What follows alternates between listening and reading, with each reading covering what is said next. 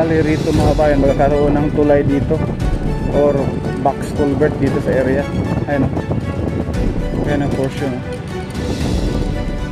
Circle o mga kabayan.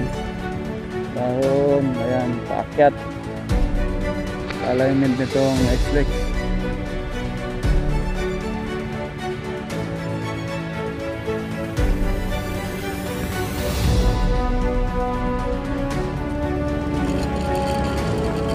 Dito may buhangin na.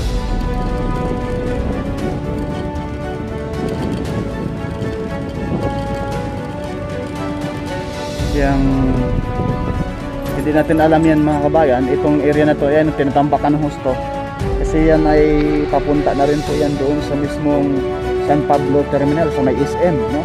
Yan tinatambakan nila, pero hindi tayo sure kung yan na po ba yung daan papunta doon, no? Pa-exit doon sa may terminal ng San Pablo City, kasi mula rito mga 1 kilometro, mga 1.2, 120, mga ganun na kilometro, no? Kasi pag dito sa mismong San Miguel Road yung daan pa-exit ay napakakipot, halos tricycle mahirapan magsalubungan. Nagsabi sa atin na lalagyan daw ng daan mula sa may terminal ng San Pablo City sa SM malapit papunta rin eh. Iyon ay napakagandang plano yan, napaka-accessible po yan mga kabayan. Kung yan ay, kung totoo po yan. Kung dito po sa Barangay San Miguel Road papunta sa proper ay napakakipot, sigurado traffic yan. Ito naman po yung mismong alignment papunta doon sa Pamaynila naman ito. Ayan.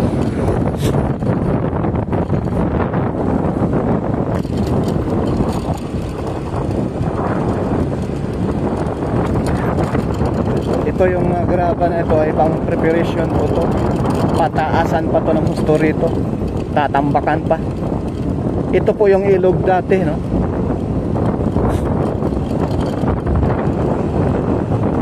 Ngayon wala na.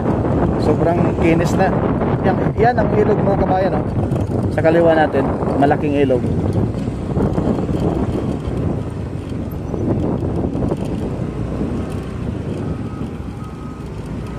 Tatambakan pa to rito, pataasan ng husto.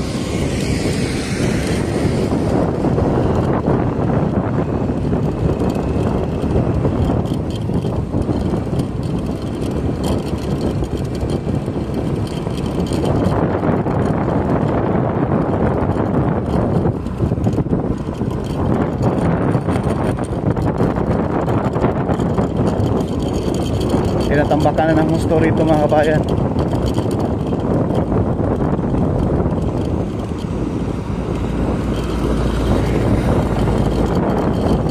Pinaspasan na ng gusto ko. Itong package B at package C mauna pang matapos kaysa package A, kasi yung package A ay medyo may sa right of way mga kabayan, may problema doon, no? Doon kasi sa bandang malapit sa Macban Interchange ay talaga namang napakaraming bahay na masagasaan, may isang subdivision pa at bukod pa ron may school pa.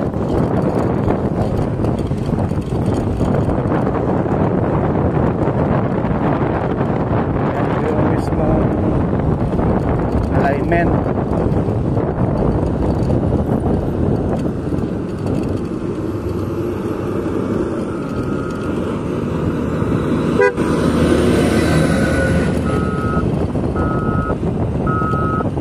Ito naman yung backhoe loader mga kabayan. Puspusan yung pagpatag dito. Hanggang dito yan, oh. Kasi dyan mayroon tulay dyan mga kabayan. Yung tulay na yan ay ano na rin po yan, may girder na, no? Mag-isang buwan na po nakalaga yung mismong mga girder dyan. Napakalaking tulong po yan. Ayan, napakalaking tulong to rito mga kabayan once na ito'y matapos na.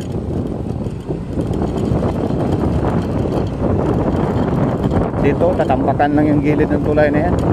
Baka next week ay bubuhusan na yan, o ngayong linggo na to, ngayong week na ito, bubuhusan na to. Mayroon na silang sahig. Bilis gumawa. Basta walang problema sa right of way mga kabayan, mabilis matapos. Ang matagalan lang sila dyan yung mga right of way, kasi yan ang malaking tinik sa lalamunan ng mga kontraktor. Ito yung barangay San Bartolome. Ayan, ito yung alignment patawid rin sa kabilang side.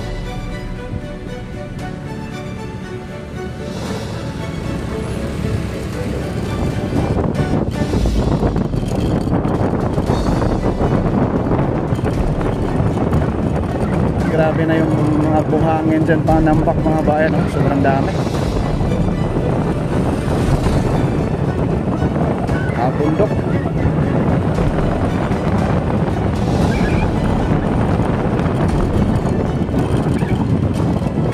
Like, share and subscribe tayo. Maraming salamat.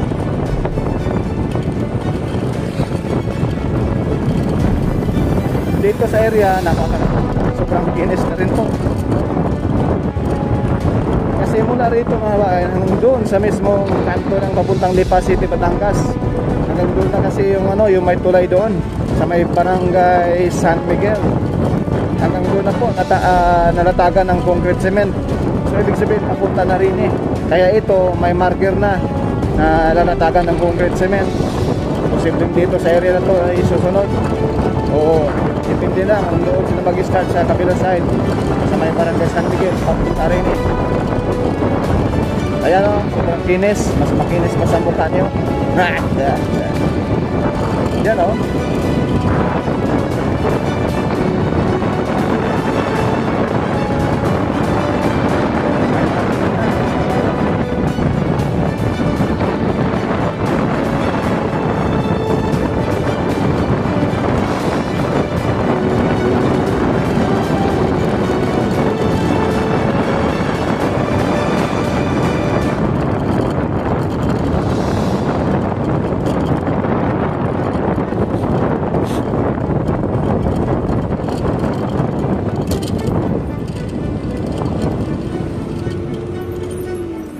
Yung gilid, yung parang may pitak-pitak sa tubig.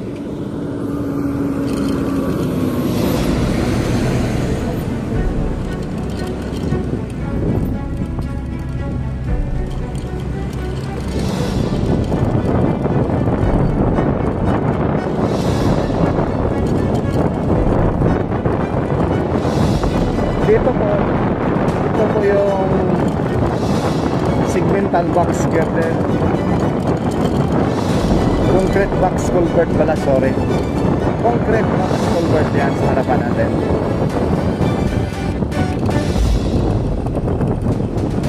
Sana padaanin tayo ni kuya, hindi tayo pagdamutan.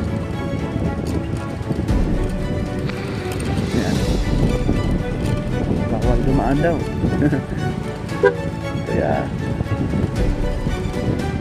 salamat po.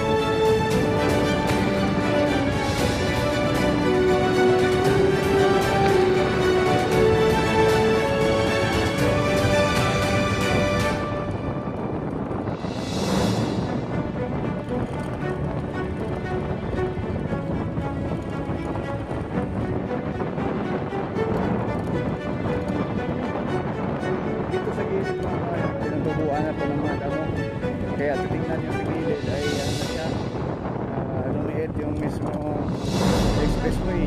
Pero yan tinuturuan na ng mga damo, material po sa gitna.